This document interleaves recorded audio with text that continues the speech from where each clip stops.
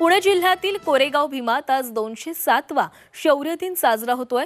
मध्यरात्री 12 वाजता फटाक्यांची आतषबाजी करत सामूहिक बुद्ध वंदना करण्यात आली। शौर्याचं प्रतीक असलेल्या विजय स्तंभाला अभिवादन करण्यासाठी लाखो भीम अनुयायी कोरेगाव भीमामध्ये दाखल झालेले आहेत। त्यामुळे या ठिकाणी चोख सुरक्षा व्यवस्थाही तैनात ठेवण्यात आली आहे।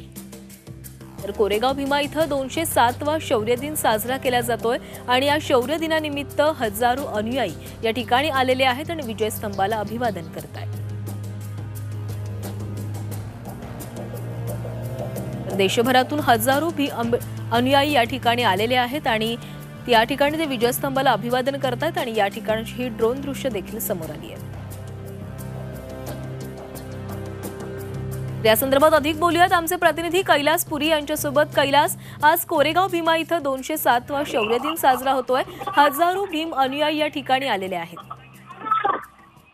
सकाळपासूनच या ठिकाणी जो उत्साह आहे तो पाहायला मिळतोय। सकाळपासूनच या ठिकाणी जो उत्साह आहे तो पाहायला मिळतोय।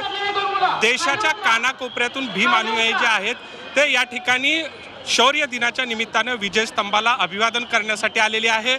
सकाळपासूनच मोठी गर्दी जी आहे ते या ठिकाणी पाहायला मिळत आहे। भीम अनुयायांचा जनसागर या ठिकाणी उमटलेला आहे। अशा पद्धतीचं या ठिकाणी चित्र जे आहे ते पाहायला मिळतंय। सकाळपासूनच अनेक नेतेही या ठिकाणी आलेले आहेत।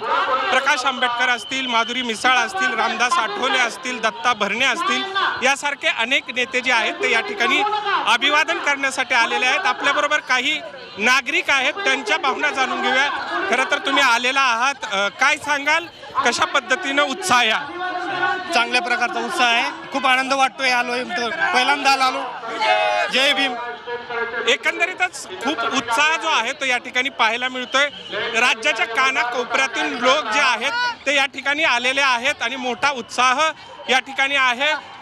खरं तर काल रात्री मध्यरात्रीपासूनच या ठिकाणी आतिषबाजी आणि सामूहिक धम्मवंदना करून या ठिकाणी शौर्य दिनाला सुरुवात झाली आणि तेव्हापासून आता दुपारपर्यंत लाखोच्या संख्येने या ठिकाणी अनुयायी जे आलेले आहेत आणि येत्या 24 तासामध्ये जवळपास 8 लाखाहून अधिक अनुयायी जे आहेत ते या ठिकाणी अभिवादन करण्यासाठी येतील असा अंदाज आहे आणि त्यासाठीची सर्व तयारी जी आहे ती प्रशासनाने केलेली आहे आणि कोणताही अनुचित प्रकार या ठिकाणी आतापर्यंत घडलेला नाही आणि पुढेही घडणार नाही अशी व्यवस्था या ठिकाणी आहे।